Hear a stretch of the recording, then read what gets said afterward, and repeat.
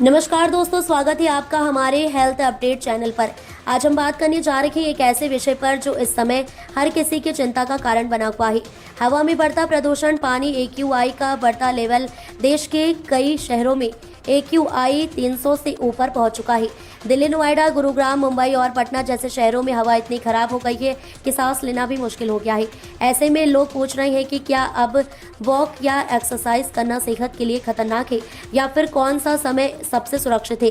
बाहर निकलने के लिए इस वीडियो में हम एक्सपर्ट डॉक्टर LH घोटेकर की राय के साथ आपको बताएंगे कि कब और कैसे करनी चाहिए आउटडोर एक्टिविटी ताकि आपकी सेहत पर कोई बुरा असर ना पड़े। दोस्तों, सबसे पहले समझते हैं कि AQI यानी एयर क्वालिटी इंडेक्स आखिर होता क्या है। AQI का मतलब है हवा में मौजूद प्रदूषक कणों का स्तर। जब यह स्तर 0 से 50 के बीच होता है तो हवा को बेहतरीन माना जाता है। 51 से 100 तक संतोषजनक होती है, लेकिन जब ये 200 से ऊपर चला जाए तो ये हानिकारक और 300 से ऊपर खतरनाक मानी जाती है। फिलहाल कई शहरों में AQI 350 से 400 के बीच है, जो कि बहुत खराब श्रेणी में आता है। इसके पीछे प्रमुख कारण है वाहन का धुआं, फैक्ट्रियों का प्रदूषण, निर्माण कार्य और पराली जलाना। डॉक्टरों के अनुसार इतने ज्यादा प्रदूषण में बाहर एक्सरसाइज करना फेफड़ों पर सीधा असर डाल सकता है। अब बात करते हैं उस सवाल की जो सबसे ज्यादा पूछा जा रहा है, क्या सुबह की वॉक अब सुरक्षित है। डॉक्टर LH घोटेकर कहते हैं कि इस समय सुबह के मुकाबले शाम या देर रात की वॉक ज़्यादा खतरनाक होती है, क्योंकि रात भर हवा ठंडी रहती है और प्रदूषक नीचे की परत में फंसे रहते हैं।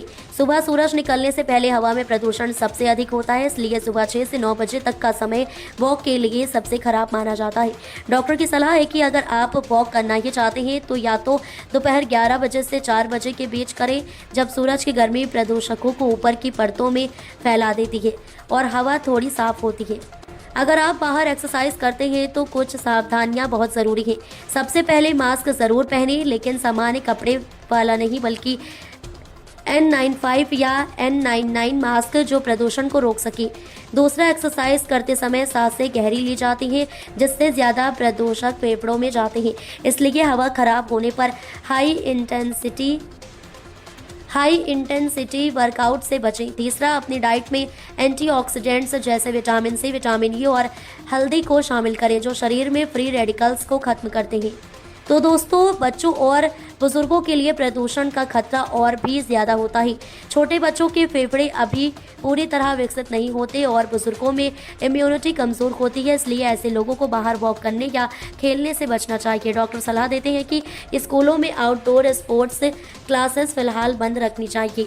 इसके अलावा सांस या एलर्जी की दवा लेने वाले लोगों को डॉक्टर की सलाह से इन्हेलर या दवा की डोज एडजस्ट करनी चाहिए।